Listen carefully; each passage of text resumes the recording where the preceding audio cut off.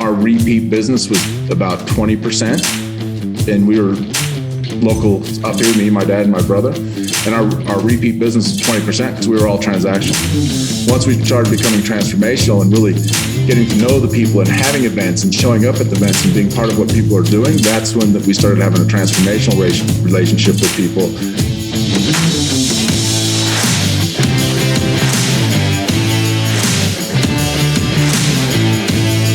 So the question is this: how do most agents find the secrets to succeed in today's competitive real estate market, especially when the top agents are keeping those secrets to themselves? That's the question, and this podcast will give you the answer. Hi, I'm Aaron Amuchastegui, and welcome to Real Estate Rockstars.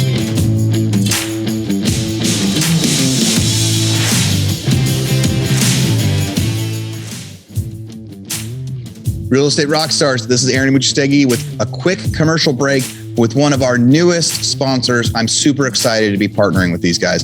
Does 15 to 20% ROI investing in turnkey rentals sound attractive? Did you know you can use the BRRRR strategy with new construction that has immediate equity already? You guys have heard me talk about stuff like this. Rent to Retirement offers fully turnkey properties that are newly built or renovated, leased and managed, allowing you to invest with confidence out of state. They have single family, multifamily, new build, and syndication opportunities across multiple markets that maximize cash flow, appreciation, and equity. Rent to Retirement assists investors in learning how to build a comprehensive business plan with the best investment and tax strategies to achieve financial freedom through real estate investing. There's no excuse not to get started in real estate investing when you have the right team and systems in place. To learn more, visit renttoretirement.com. That's renttoretirement.com or call 1-800-311-6781. That's 800-311-6781 to learn about how you can get started investing in some of the best cash flow markets today. You know, and if you guys want to learn more about Zach, episode 1025, we dig in for a good 45-minute interview where he tells you the secrets to investing in real estate out of state. And him and I shared a lot of ideas about what works and what doesn't. You'll get to hear a lot about his company and his business. You know, if you're an agent from out of state and you've got referrals looking for stuff, they work with other agents on a referral basis. And we've talked so much since COVID hit that everybody needs to have a backup plan, right? Every one of you agents needs to have a backup plan. You should all be investing in real estate. And if you're having trouble finding the time and the team to do it, maybe something like Rent to Retirement is the solution for you. So thank you for listening. Go check them out. Now back to the rest of our podcast.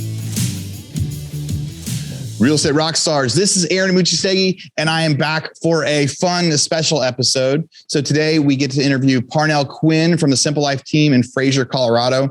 We had actually interviewed someone else in his office, Megan, not too long ago, and I even reached out to some people because those Colorado agents were a special request. Parnell's got a different story. We're going to get that. And we also have Paul Morris with us today. Paul, introduce yourself. I love it.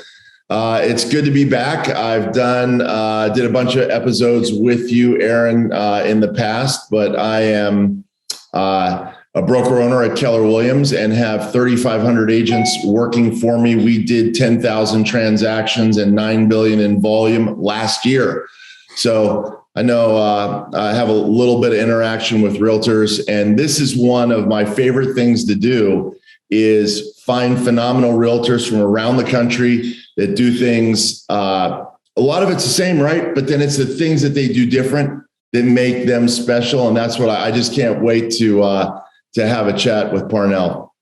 Yeah. When COVID first hit, Paul and I were doing tons of state of the market episodes, like every couple of weeks, giving people the tips of, hey, just the cold outreach, just the "Are you okay?" text. And I had thousands and thousands of you guys reaching out, talking to me about those. And I feel like I have the worst office compared to you guys. Before we hit record, we were looking at the barn doors behind Parnell and his awesome Colorado office. Paul's got the giant art piece behind me and I don't. But Parnell, what's up? How's Colorado? Colorado's fabulous. It's the winter wonderland is where we live. I live up on the mountains up in Winter Park. My volume's not quite as high as Paul's. We did about 111 units last year. I do about 40% of the deals. I do all the commercial deals. And we had a team of 12. We took out a couple slackers. We call them drainers. We got rid of them. We're down to 8 really good agents that are in our local team. And then I started taking over the commercial division for EXP for the state of Colorado in 2020. And I'm a third generation real estate agent. So I've seen it all, from the 1-page contract to this god awful 50-page contract that'll be coming out in 2 years. To the 1-pager. I'm writing like a 3-pager land deal, but from scratch right now. And it's like, cause it can't be a real the way that we're trying to do it. And it's funny as that stuff still exists. The 1-pagers existed before. When did you get into real estate? I got my license in 1994, but I actually started doing real estate when I was 5 years old. Dad used to send us out in neighborhoods and have us pretend that we were lost and knock on doors. And then we'd call him to come over and meet the owners of the house so we could get to know them. That's fantastic. Have you heard Andy? There's tip number 1 right there, right? Yeah. Tip number 1. Send your kids to go act like they're lost. Yeah. We've interviewed a lot of realtors. This is a first, and we really appreciate it. Thanks. Yeah. And he would have a block party, and the people all thought that we were directionally challenged because we could never find our way home. Right. That is so funny. I've never heard of that version. Paul's right. We haven't heard that tip. When did you get into, so you've been an agent for a long time. When did you get into commercial? Because now commercial is your thing out there in Colorado. When did you make that? Have you always done commercial? Yeah, I've always done commercial. So living in a small town, at the time, there was only about 1,200 residents, and that included our guests that would come and visit. We might hit 10 or 15,000. You did everything. So if you wanted to stay alive up here, you learned how to do commercial leases, you vacant land development, selling hotels, bed and breakfast, 8plexes. We don't have any really big, we don't have any $225 million projects up here yet, but they'll be coming in the near future. Yeah. So, but yeah, it's a great place to learn because it's easy to get to know everybody in town. What's it been like the last 2 years? For like commercial up there, like what sort of deals are happening and what's it been like? So COVID has really changed people's thought process on what they want to do with the rest of their lives. So a lot of the business owners, be it a plow company, guy running a Airbnb, guys that are running restaurants, food trucks, they've all started considering what's their exit plan, what's their exit strategy. And so we've been helping educate them on how to bring in managers and have a self-run office. So somebody actually buys a company instead of buying a job. And that's been the hardest thing up here. But the commercial real estate is pretty far and few between unless you're doing development. Mm-hmm. So there's, like our biggest building we sold was 5.5 million. And I was gonna ask you that, and maybe that's really into the nuts and bolts of the interview. And that is, said, hey, we really haven't had that multi-$100 million project up here yet, but we're going to get it. As a realtor, and you're well established in your town, how would you go about getting those big projects? Because I know a lot of realtors that would be many of them wouldn't be capable of doing it, but I know some that are capable. How do you go after a project like that? So up here, to get the bigger projects, you got to help the developers at the ground floor. So when they go to town meetings and they need signatures or they need help with getting the right surveys, land planner, that kind of stuff, you have to know who they are, how to get them lined up, get them working together. If you can't provide a service, they don't need you. They'll pull up a commercial broker out of Denver to do their deal. Mm-hmm. So. Well, that's a great point. And it goes all the way. You could use that point and take the through line to any type of real estate. If you want to attract that developer client in your area, you've got to sort of be the most well-connected person to the things that they're going to need. Right. So you got to anticipate those needs and then really know those people. And if it's a small town, that might be easy for you, but to sort of figure out so in other words, you could go to a different, if I were out there and I'm asking your help, like what's a developer going to need in your town? And then that way I'd be able to go and anticipate and try and make those connections. And this is my value proposition. I know how to expedite things through the city, or what would that be like? So that would be the thing. You would want to know how to expedite things through the city. You want to know their rules and regulations. The boards are constantly changing, but the rules are always the same or similar. And so when you need a variance, you need to know how to present that variance to get it. And for example, in today's market, if you want to build, we have a guy that's doing the ski area up near Granby. It's called Granby Ranch. He wants to change his zoning from 4,500 units to 5,500 units. The additional 1,000 units is for workforce housing. Mm-hmm. Well, you got to go out and promote that workforce housing to everybody that it's so needed. And it is needed around the country right now, but it's especially needed in these small towns. So we're pushing really hard to help him get that. And in hope, we'll end up working with him on his listings of the product he's selling, not that he's renting. Mm-hmm. And one of the things you said was that, I spent, don't hold it against me, I spent, 10 plus years as a lawyer. And no matter how big and fancy the law firm was, because you say, hey, if you don't have answers for them, they'll just bring their experts from Denver on down to our neck of the woods. But no matter how fancy a law firm was, they always have, and they always will have what they call local counsel. Yes. And the reason why is because the local counsel they know, hey, this judge is, right. This judge plays golf and that judge, don't tell her this or that, And so, you need to be, from what I'm hearing, provide that kind of local service, that hyper local information that a big firm in Colorado is not going to have. Right. Exactly. So being the broker for all of Colorado now, I help with Denver. So my agents that are working in Denver and Colorado Springs, I'm actually teaching them how to go out and learn how to meet the people they need to meet, go to the town meetings, show up, I don't know if you've been to a town meeting, but they're usually pretty boring. Mm-hmm. However, but once you get into them, you start shaking hands, you get to know everybody. Well, now the next time you come in and you have a project, you're talking to your friends. You're not talking to a bunch of strangers that are sitting in front of you. Mm-hmm. And so I'm teaching the client, even though they're not directly under me, they're part of the commercial division. So I've been having classes with them, explaining how to do that, going out and finding your big contractors, the people that put in the water and sewer lines, foundation guys. You want to have a relationship with them. Because when they pull off a job because they're angry, you're the one that helps them get back on the job. That's worth its weight in gold for developers today. So I remember when I first got out of school, I was learning to do development in Santa Barbara, and we were buying small parcels and subdividing them to 5 or 6. And I was fresh out of college in construction management, and I'd understood some of the process with land development. And I would go to all of those city council meetings and all the planning department meetings, even when it wasn't ours. So just essentially we would learn who the architects were that people liked, right? Because there were some that the city council liked and some that they didn't, because Santa Barbara was also a very small area for how big and expensive it is. It was a small niche of people. And then understanding, if people are out there, if agents are out there wanting to get into this business, Parnell's idea of how to meet those people and just going to town council and city councils and shaking hands, I think it's a great idea. And I think you get to meet the developers and you get to start to know what's going on way ahead of time. Right. Because when that planning department stuff is first starting, the first thing we're doing is hey, we're in contract to buy this 3-acre lot and we're going to turn it into 8 condos.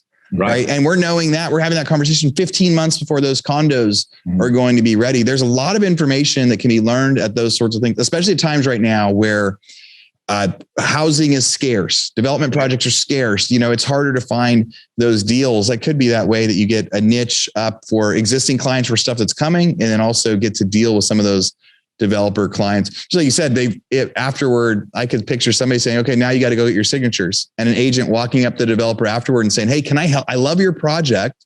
Can I help you get your signatures for this thing? Wow. I imagine that can help. And you get to meet everybody while you're asking for signatures. You're not door knocking or going to the bars for people that sign up with you for real estate. You're trying to help the community. We call it the mayor campaign. You go around and you help all your small businesses. You help all the people. So when you go help the developer, you're out there getting signatures. You're talking to them about why this is going to be beneficial, how it's going to help transportation down the road because we can have a better bus system, yada, yada, yada. You become the person they all want to come talk to. So it's a win-win on both sides when you do that kind of help.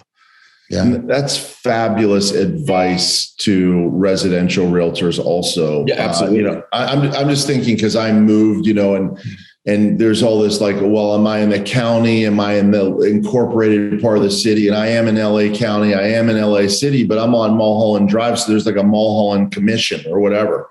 Well, if you need something from the Mulholland Commission, it's already too late. Yes. Okay. Right. So now I'm saying, well, who's on the Mulholland Commission? And if I'm a realtor up here, I want to know those people. I want it without asking them for anything. how do I know you? How can I help you? How can I do all that kind of stuff?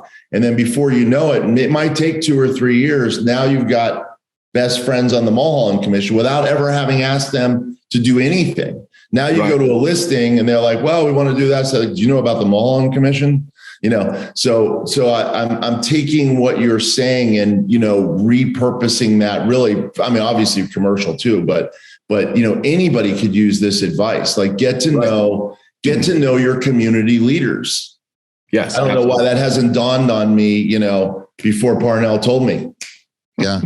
As the market gets tighter, there is the other things of like, what else do we need to know? What else is the secret? A gal that I just finished interviewing, she's the HOA president in her neighborhood, and it's a $2 million plus neighborhood. And she gets more listings because like they see her face. It's part of like getting involved with the HOA, getting involved with all sorts of stuff.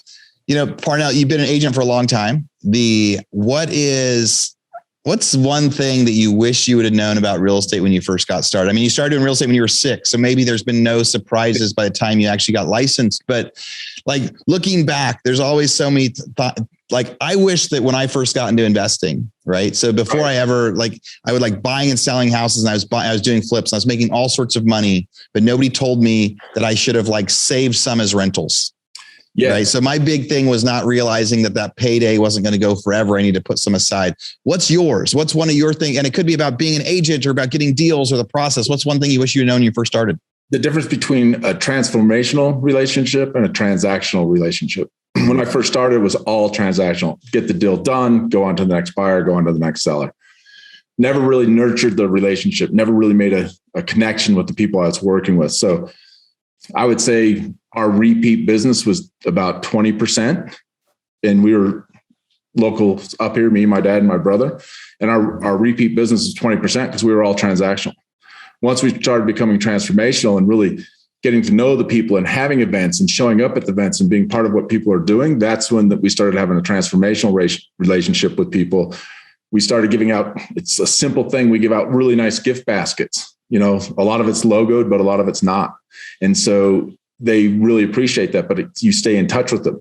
When they come up with their kids, we figure out how to get them discounted ski passes. We get them into the rec district so they can go play in the pool. So it's more of a relationship with our clients than just a transaction. And that's probably the number one thing I would have changed when I started. Well, that is such a phenomenal point.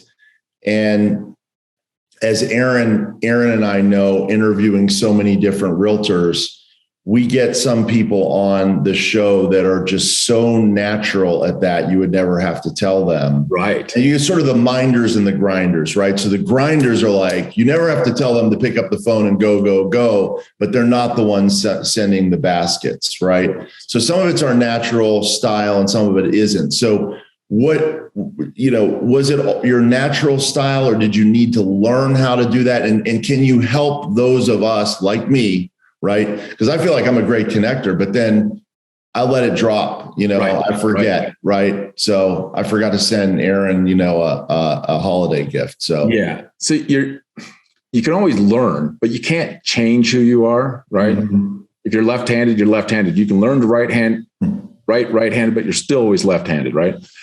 So if you're a grinder and a driver and you can pick up the phone, but you don't have that relational gene in you, you need to find somebody that has that relational gene in you. And that's what I found with Megan. She has this innate ability to make everybody love her, and they all want to talk to her and see her when she's around.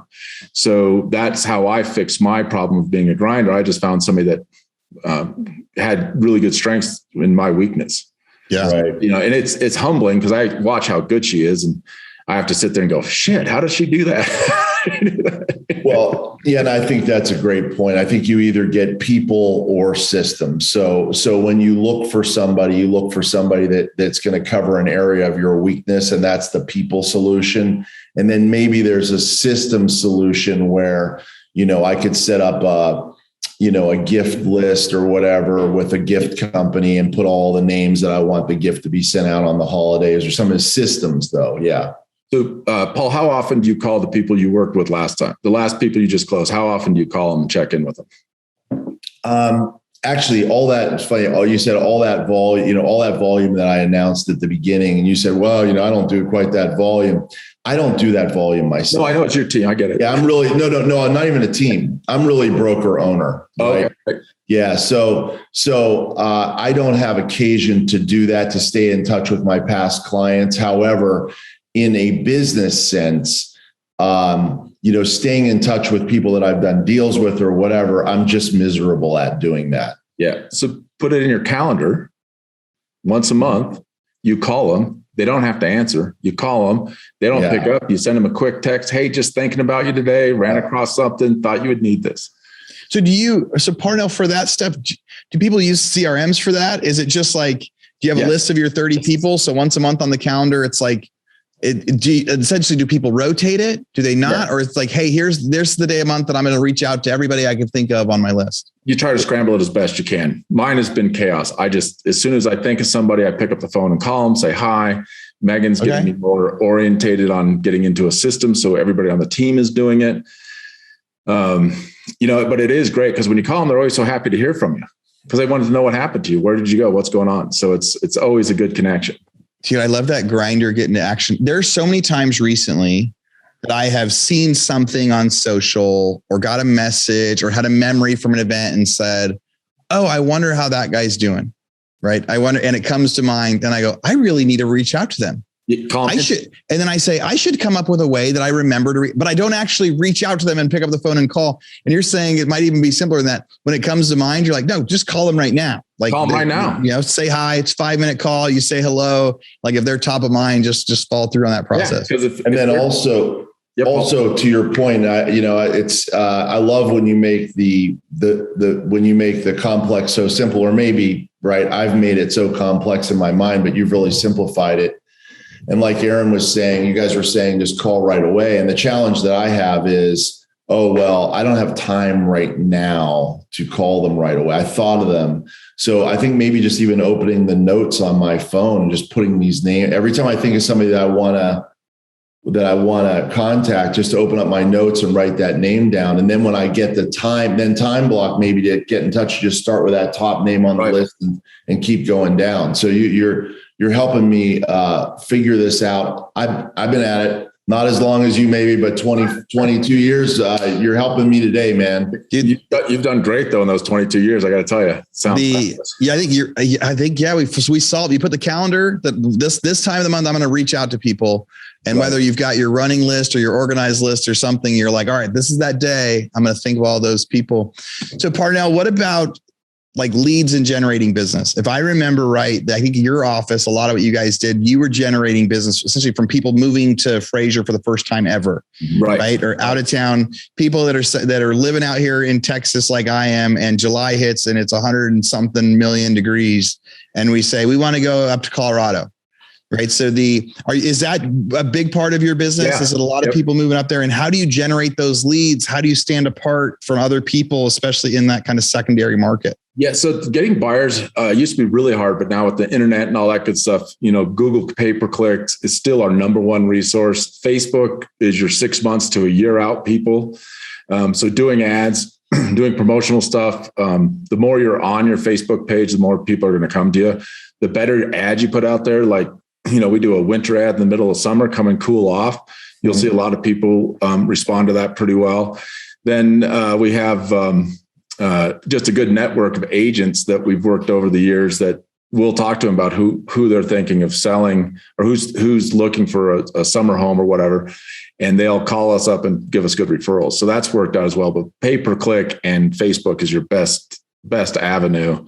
YouTube videos might work too, but we haven't started doing a lot of those. But it's giving people what they want. And up here, it's what they're really buying is not the local people. They're buying the local location, the open space, the quiet roads, we hear maybe one siren every 2 days for an ambulance or a police car, right? And to help out to our tiny little town right now, in a 15-mile radius around us, there's only 100 properties on the market. 100. Wow. It's tight. So wow. Google pay-per-click. You talked about that. Yeah. What's a budget someone should start with? And is it people searching the escape to Colorado? Is it people specifically looking for Fraser? What's the sort of things So if I'm wanting to do the same thing in Austin, Texas, how would you recommend I would get started? And if let's say I'm limited, I've got a few $1,000s a month to start with, is that enough? What would you target first? Yeah, about $250 a month is what you need to do on the pay-per-clicks. And we advertise on the ones that we were doing that were really successful. And we were using a company called Sync, they're a CRM database. Mm-hmm. And what they were doing is using keywords you wouldn't think about. Relaxing area, quiet, open space, right? So people that are searching, I want to go on vacation somewhere that's quiet. They put in the word quiet. You're the only ad that pops up. And of course you put in the obvious, Colorado, ski town, summer activities, laking, boating, ice fishing, regular fishing, whatever. You put all that in there as well, because it's what they want to do, not where they want to live. So if you're in Austin, Texas, do you guys have the caverns down there? Is that where they have the caverns that you can call? Yeah, they got the caverns down here. They do. So those caverns are a big draw because people, I'm claustrophobic, so they scare me, but they're a big draw because you get to go underground and see some stuff you've never seen. That's limestone, soapstone, is it the limestone, right? That's dripping. Yeah. Yeah. Look at that memory, right? Look at that. You know all sorts of stuff. That's like we homeschool our kids. We go take them into that stuff, but you're already on it from far away. Yeah. Yeah. So that's what you have to promote. You got to promote what makes you unique, what makes just like you do as an agent. Why would I work with you above anybody else? Why would anybody come to Austin, Texas instead of going to Arizona? Hey, real estate rock stars. This is Aaron Amuchastegui, and I'm interrupting myself to bring you this commercial break from one of our sponsors. And I know you guys would much rather listen to the content and not the ads and not the sponsors, but this is one that I'm actually super, super excited with.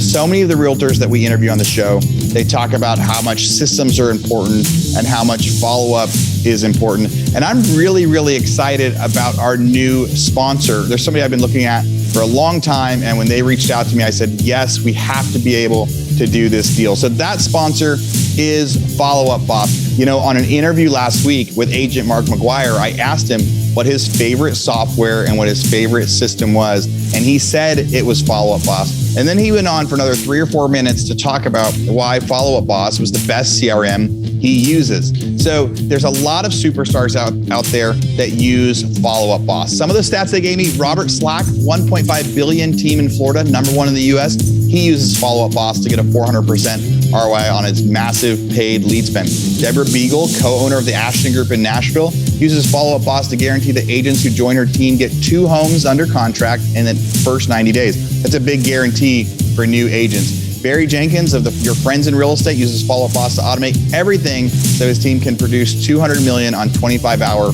work weeks. All right, so here's an offer. You guys are going to get this special for being Real Estate Rockstars listeners. Now, I've used Follow Up Boss. We've actually used it in our non-real estate businesses as well because it's so good at being able to set timers, set automatic texting and emailing, and what do you know? Best name ever, Follow Up. So here's what we got. For Real Estate Rockstars listeners, you get a 30-day free trial. That's normally 14 days. So in order to get this, you go followupboss.com/rockstars. So again, followupboss.com, just like it sounds, /rockstars. Go there, get your 30-day free trial and check it out. Especially if you aren't using any systems or any CRMs yet, this will be a great one for you to start with. All right, everybody, thanks again. Now back to our show. It's really interesting, for listeners out there thinking about that, because I know pay-per-click is something, when you said it's working so well, I want to be like, really? Because we have, when people are doing we have one of our companies called Lead Propeller is for people that are like, sell my house fast. Right. And it's meant for people to get these organic searches. But at the beginning, everyone is buying pay-per-click, but there's so many people buying it, but everybody is buying the spot. Sell my house fast in Austin. Everybody's buying my house, sell my house fast here. But you're saying, no, the biggest secret is like, so I just typed in at Google to see like quiet vacation, Colorado, to try to see. And you're right. And there aren't a whole lot of real estate agents that are coming up in there. So so it's like, it's this unique value proposition where you get a lot more bang. $250 a month on an ad is nothing. Right. And being able, and you're saying, hey, it's choosing that unique number. I love that idea. I think that's something that most of our listeners could take as something actionable. What's something unique about your town that isn't for someone looking to buy? Right. And especially with the COVID era where people like they've realized they want to go live in better places. They're like, I don't want to live in this part anymore. I want to go live a bigger experience. I want to go move to Hawaii because, all these different things. So I hadn't ever heard that perspective on some of that advertising, focusing on what they want to do, not even necessarily saying they don't even know they want to buy a house yet. They're like, I just got to get out of Texas. I'm burning up. If I can get you to come on vacation, you have money. Right? How much? You're also focusing on the empty of the sort of white space of the ads, because if you do a pay-per-click that's, real estate, that's just going to naturally be more expensive. It's going to be overused. But if you find something really unique about your town or just quiet solitude or whatever, that's going to be less expensive and will, your town. So what are the things that people come there for, and sort of attack that for ads? Really great piece of learning for sure. Thanks. Yeah. Paul, you had some questions before we even started going about kind of commercial in particular. Yeah. I do. One of the things even before I got there was one of the things I heard you say, which is something that, a lot of our audience will face, is you said, hey, we started out with 12 realtors and then we went down to 8. We reduced the size of our team while you're really trying to expand, and you called some of them the drainers, right? So how should we look at, because I know a lot of people look at their team, they go, look, okay, it's the 80-20 rule, right? So if I got 10 people on my team, I've got, other than me, right? I got the 2 that are crushing it. I've got the 2 that are right beneath the ones that are crushing it. And then, you got the 2, 3, 4 at the bottom. There's your 10, right? Right. So, but people look at it and they go, even on a team of 10, the 10th most productive, the least productive, they might bump into a deal. Why don't I want to get rid of them? What's the cost of having them there? So why do you go from 12 to 8 when you want to grow? So one of the things that I teach is I do a class every month in the EXP world. I don't know if you guys have a chance to experiment, go into that world, but it's kind of fun. You can drive motorboats and stuff. Anyways, I teach a class on how to go from being an entrepreneur to running a business. And in that, it answers this question that you're looking at. If you have somebody that's only doing 1 deal a month, what's your return on investment on that one agent? Mm-hmm. Is it break even? Are you losing money? So you're spending time with somebody that doesn't want to spend time doing what they're supposed to be doing, or what they said they wanted to do. Mm-hmm. So we go through a process, and we got this from Cardone Ventures. It's called your PPFs, your personal, professional, and financial goals. And so anytime an agent's not performing, we bring out their goals, because that's why they got into real estate, is so they could be financially free, own their own house, and take a big vacation. That's your professional, personal, and financial goals. Mm-hmm. We show that to them and we say, hey, look, selling 1 house a month, you aren't reaching your goal. So do you want to bring in your family and we can talk to them about why you're not doing what's needed to be done so you can become a better agent? Or do you want to move to an office that allows you to do 1 deal a month because they don't care if you reach your goals? Mm-hmm. So it's the time that you spend on those agents that cost you so much money. Right. We're helping. I mean, I don't know too many real estate agents that don't want to help somebody. Mm-hmm. But we're helping, nurturing kind of people. So we'll spend our time on the drainers while our excellent agents are going, hey, what about me? Mm-hmm. Where am I in the game? I'm doing all the production. Why don't I get special treatment? Mm-hmm. Why don't I get the extra hour of training with Paul? Mm-hmm. And the one refinement that I've heard, I think that's a great way to look at it. And I've certainly got friends and people that work with me that are doing that. And then they also had this other category that they say, well, we got our team. And if you're on the team, you got to be totally plugged in. You got to report your numbers every day. You got to do the training. You got to do the thing that the team is doing. And they do have a couple of other people on the team that they don't call on the team. They call them friends of the team. Yes. And you go, well, look, they are very well connected. They're not plugging in. I'm not going to spend the time on them.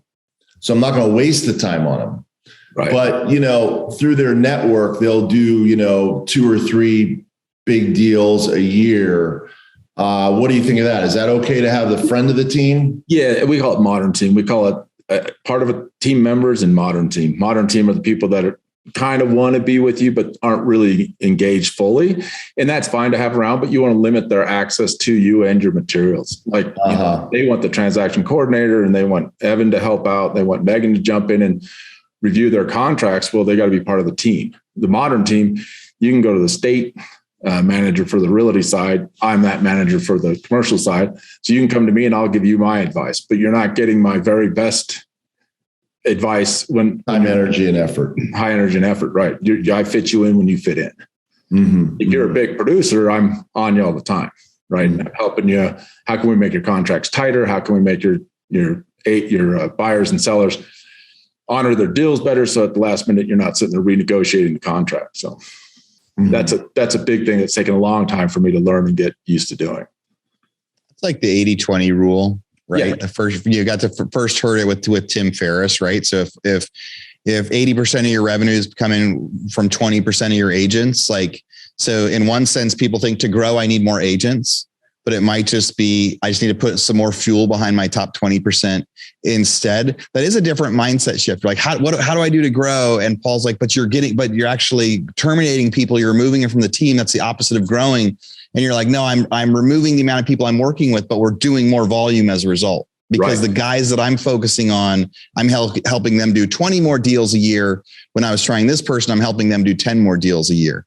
Right. It makes sense, but it's very conscious decision. And I could see a lot of people going like, wait, no, I hear it a lot from people. Like, I need to hire more agents. I want to hire more agents. I want to build an office. I want to build a team. And because everybody loves that idea of passive income instead, right? If they can do the work and I can make a small, and I think everybody in business should have that. Should have the ability where they're trying to get to that, where they get to own stuff instead of be in production. But that's a good question and a good kind of concept of a way to how you can actually grow by cutting. Right. I'm sure there's a soundbite there.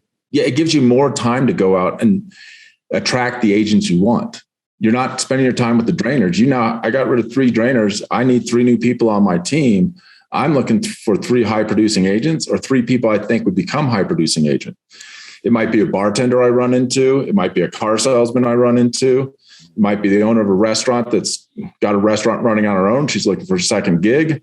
Those could be my next 3 top producers. It's more of their attitude than their knowledge of real estate.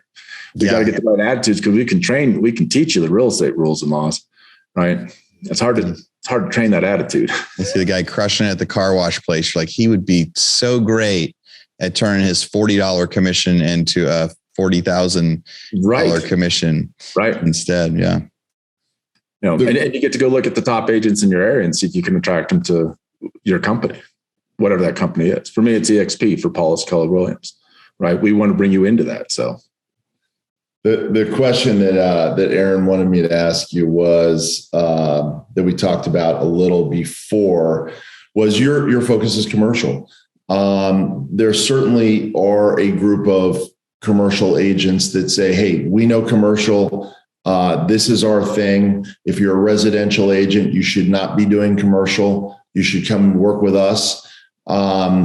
In a small town, I also heard you say, like, you really got to be able to do everything. What's your advice about that? Is there the ResCom, as they call it, or should we stay in our own lanes? No, I think there's a shared space, and it's a little different than the 80-20 rule. It's probably the 70-30 rule. Mm-hmm. If you're a full-time commercial broker, you shouldn't do more than 30% in the residential side. Mm-hmm. It takes from you. And, residential, for all those buyers and sellers out there, it's an emotional game. They try to answer it with logic at the end, like, oh, I'm not going to pay $50,000 extra for the house. I'm not going to do that. And then they do it anyway. For commercial, it's all a numbers game, right? If it doesn't pencil out, they're not doing the deal. And so if you're spending 70% of your time in commercial and then you jump over that 30% in residential, you got to switch your brain over. I'm back into emotional. I'm back with the touchy-feely people, where commercial, it's, hey, it didn't pencil out. We can't do the deal. My cash flow is not right. So, and doing it the other way around, if you're in residential and you're 70% residential and you jump into commercial, I wouldn't do more than 10 or 15%, because it'll drain you, because there's no love in that game. There's no care. And there is too an expertise level too with commercial that, do you feel like the residential agents maybe aren't even, promoting, have the right language and taking care of their clients the right way. Yeah. In the same way. Absolutely. And I caught myself doing it the other day. We're selling an 8-plex up here, and the guy goes, "Oh, it doesn't cash flow." I completely forgot about the depreciation rules and the tax write-offs and all that kind of stuff you get to add in, because at the end of the day, it does cash flow. It's just that the cash isn't happening each month. It happens at the end of the year when you pencil it all out. So, there's little things that you forget, and that's because I had been working on helping the agents more than remembering what I'm supposed to be doing, right? That's a great example. It's a great example of the extra, like a residential agent that's writing an offer on that first apartment complex doesn't think about, accelerated depreciation. And your description of the difference between commercial and residential transactions is absolutely spot on. And I've never heard it say like that, but I've been a residential buyer. That's an emotional decision. And the house that I live in now, we paid retail. We paid what they were asking, because my family said, "Dad, if you buy that house, we'll never ask you to move back to our old town again." Right? It's all emotional. It wasn't a good business decision. And at the end, it was like, I'll do whatever it takes to get the house. Right. And when it comes to commercial or investments or buying fourplexes, there's no emotional at all. It is, you plug it in a spreadsheet. I don't ever have to see the property. Right. Right. Like, I'm going to look at the spreadsheet. If the spreadsheet is 0.01% off, it's done. It's off the list, and we're going to go run the spreadsheet again. It's a huge difference, emotional versus, strategic. So I could see why, as an agent, both of those mindsets. Commercial it's more about the numbers, and in Paul's point, it's about making sure you're knowledgeable what the numbers actually mean. Right. But it is not an emotional decision, and it is tough to wade in both waters. Yeah, but that's a great distinction that sometimes people don't realize, and then it really is a little bit of a different skill set. So, natural salespeople with a lot of real estate experience can can jump to that residential more than commercial is a little bit more specialized. Yeah, and the commercial specialties are crazy. You have leasing, you have vacant, you have development, leasing. Like some people just do hotels. Some people just do Airbnbs or bed and breakfast. And, and that's where it's blurring the line a little bit anymore with residential and commercial, is the Airbnb, SDRs, whatever you want to call them. They are turning a lot of residential properties into commercial properties. Will this cash flow or not when I buy it and rent it out nightly? Yeah. Right. So a lot of agents are having a hard time with that, and they can't grasp that concept that you love the house. Why won't you buy it? It doesn't pencil out. It doesn't rent enough.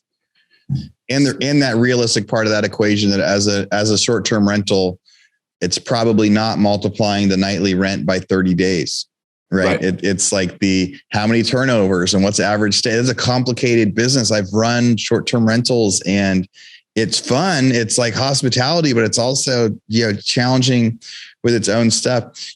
Parnell, this has been awesome, right? We started with the tips of have your kid go act like they're lost in the neighborhood. That's my favorite tip I've ever heard on the Real Estate Rockstars podcast.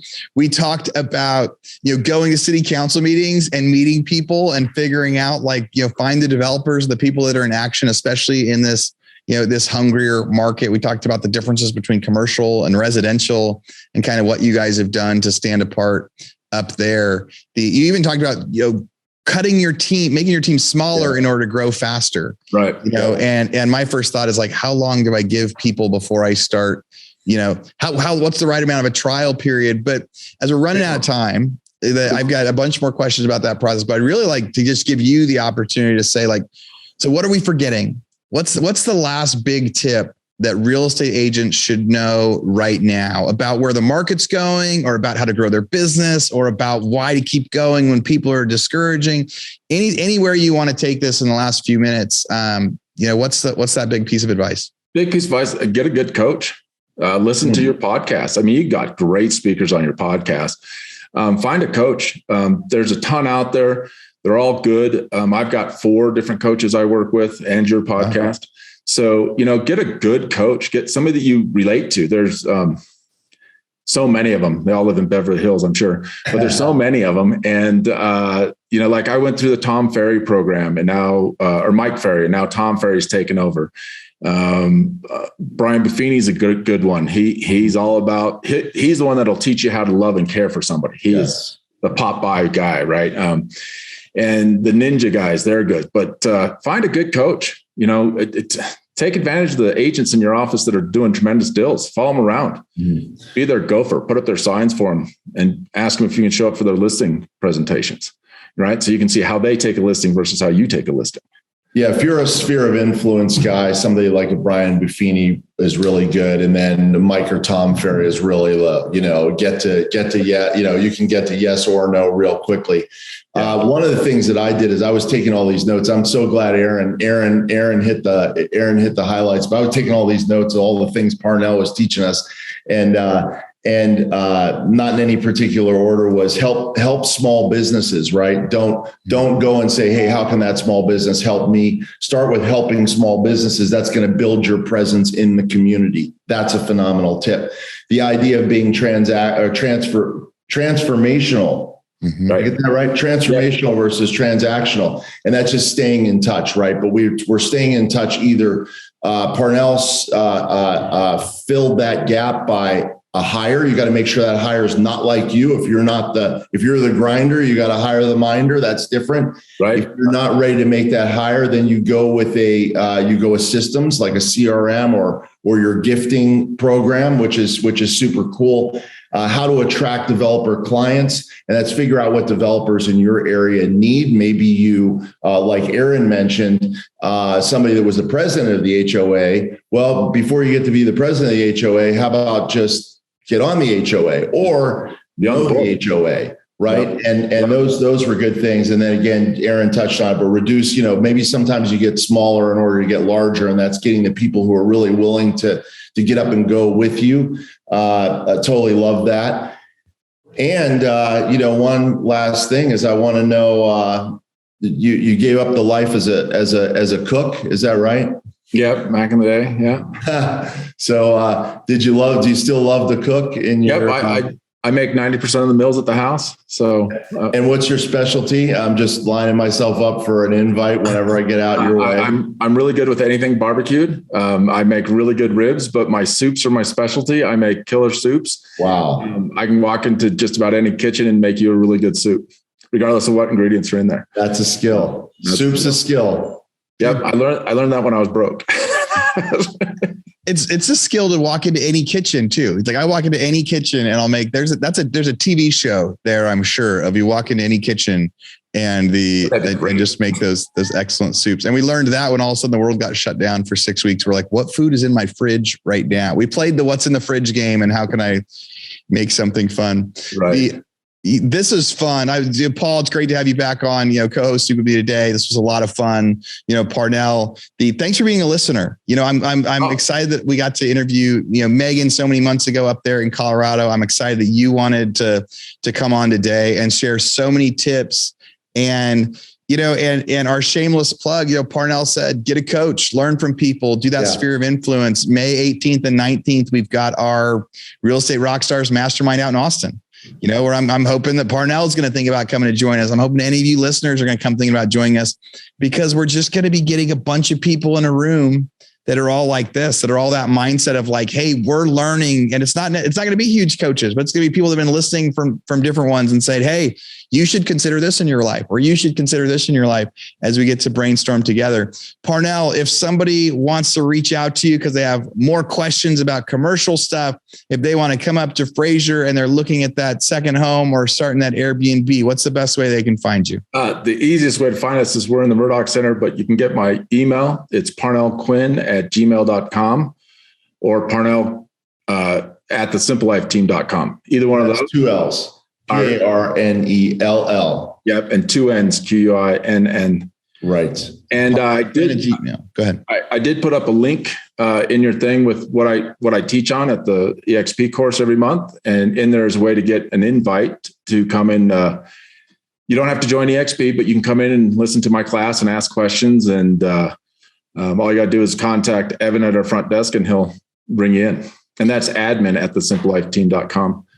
Awesome. I think that course sounds amazing. So you guys heard that. So if you want to learn some of those courses, that'll be part of what Parnell's talking about. Some of the stuff he sent over that'll go into the toolbox, and some of the stuff will be in the show notes too for you guys to hear it. So reach out to Parnell's admin, go join one of his courses out there. And this has been a lot of fun. Paul, what's the best way people can find you? And thanks for having me back. I always love these interviews with great people like Parnell, and co-hosting with you is always fun. At Paul Mark, M-A-R-K Morris, is my handle on Instagram and also Facebook. Probably the best place to find me. I also have some YouTube stuff up, but yeah, go on Instagram, follow me, DM me, and we'll talk real estate. Yep. Awesome, guys. Right, I forgot. You can find us on Instagram, Facebook. See, I'm just that older. See, there you go. And your Instagram, is it the Simple Life Team on Instagram? Is that the place for it? Yeah, at the Simple Life Team. Yeah. Yep. See, it works, man. Like all you had to do was remind me that we had interviewed Meg, and it's like, oh yeah, we chat on there. Like this.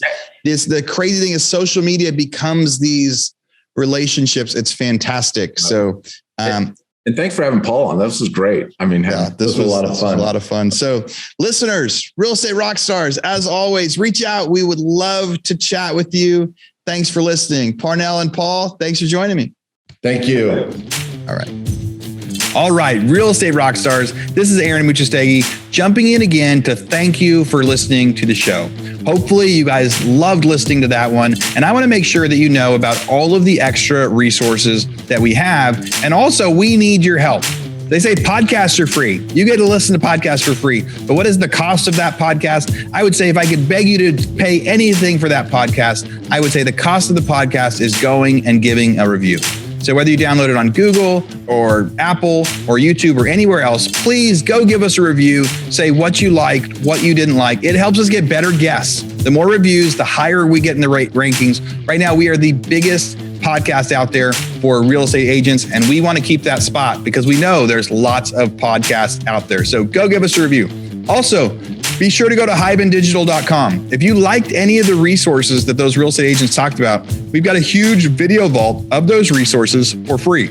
Every penny that comes on the podcast that we interview, they give us something that helps them get their deals or helps them work with their clients. And we put that in the toolbox in our vault for you. So go to hibandigital.com and you can get it. If you're looking for real estate education, go to rebusuniversity.com. We have all sorts of courses in there to help agents succeed in real estate, how to get the listing, how to negotiate deals, how to become an investor, all sorts of different stuff, rebusuniversity.com.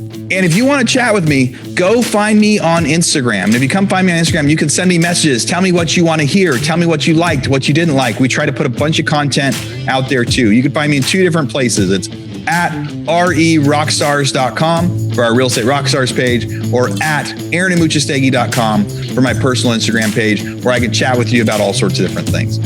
Thanks for listening. We'll see you again soon.